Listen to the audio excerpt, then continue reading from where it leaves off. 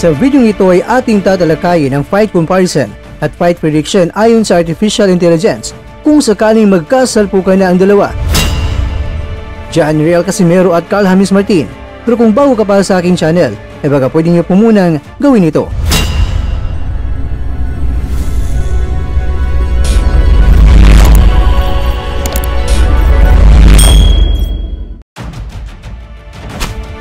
Strengths, experience.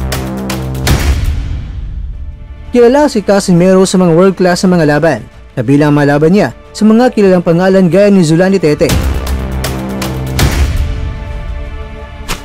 Power. May knockout power si Casimero. Hindi siya pwedeng mariti ng kanyang kalaban. Marami siyang knockout wins at ang bilis ng kanyang mga kamay ay nakaka-epekto sa mga kalaban. Ring IQ. May mataas na ring intelligence itong si Casimero at marunong na mag-adjust sa estilo ng kalaban. Aggression. Hindi natatakot i-pressure ang kalaban at madalas siya nakakakuha ng panalo sa pamamagitan ng pagiging agresibo. Weaknesses. Defensive gaps.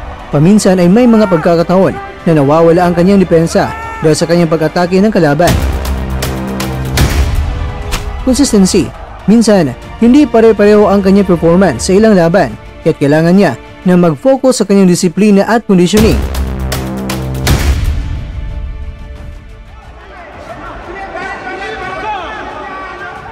Carl James Martin. Strengths, youth and stamina. Mas bata si Carl James Martin kaya't may lakas at stamina siya na maaring magbigay sa kanya ng edge o bintay sa mga huling rounds. Nasasanay siya sa mabilis at malakas na atake sa buong laban. Power. Gaya ni Casimero, may malaking knockout power din itong si Martin. Karaniwan siyang naghahanap ng knockout at malalakas ang kanyang mga suntok. Pressure and work rate. May mataas na work rate siya at hindi natatakot na lusubin ng mga kalaban kahit na nagpapakawala ng mga malalakas na mga suntok ang kalaban. Patuloy siyang nag-a-apply ng pressure kaya mahirap siyang kalabanin.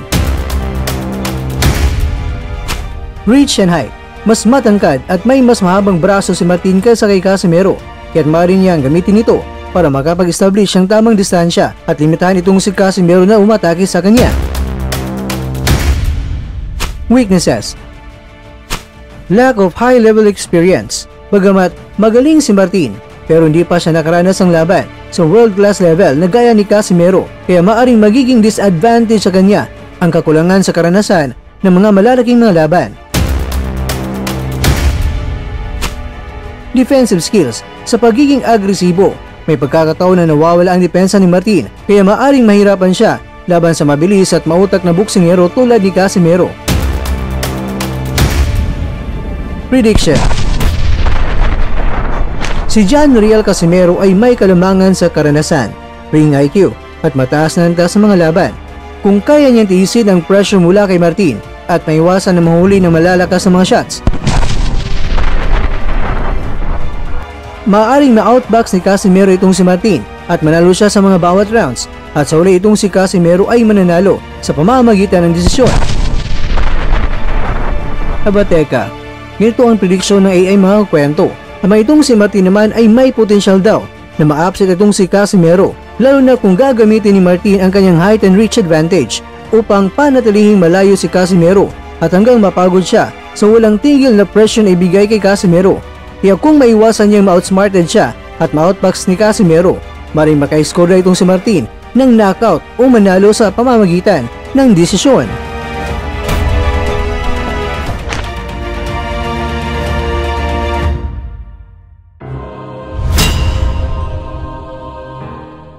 Mga kakwento, ayon sa AI, ang laban na ito ay malamang patungkol ito kung kaya ba ni Martin harapin ang may mas karanasan at technical skills ni Casimero. Habang dapat naman na iwasan ni Casimero na ma-overwhelm sa aggression at lakas na meron itong si Martin. Kaya isang napaka-exciting raw na matchup ito panigurado. Carl James Martin kontra yan kay John Riel Casimero. Ikaw kwento kung magsalpukan na sila. Ikaw ay kanino?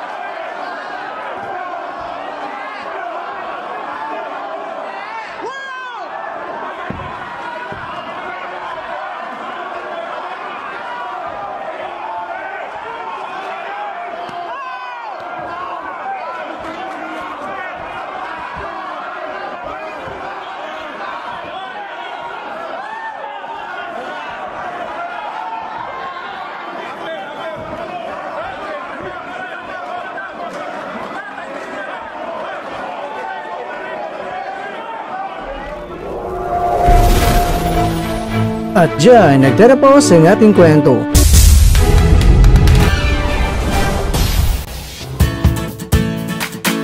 Maraming salamat mga kakwento sa inyong panonood. Pero baka naman mga kakwento ay nagustuhan niyo po ang kwento natin ngayon.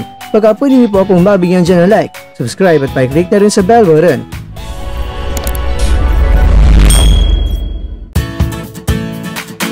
Pero bago tayo tatapos mga kwento, syempre, shoutout po muna tayo dyan sa ating mga kakwento. Kay kakwentong Fisherman OFW Mix TV, kay kwentong Jimmy Suliano, kay kwentong Kiko YouTube TV, at ikaw kwentong nanonood ngayon, shoutout sa'yo dyan. Bueno, hanggang dito na po muna ang ating kwentuhan. At abangan nyo na po ating susunod na video. At dito lang po yan sa isang channel na kung saan maaring ito'y mga kwentong di pa na kwento sa inyo.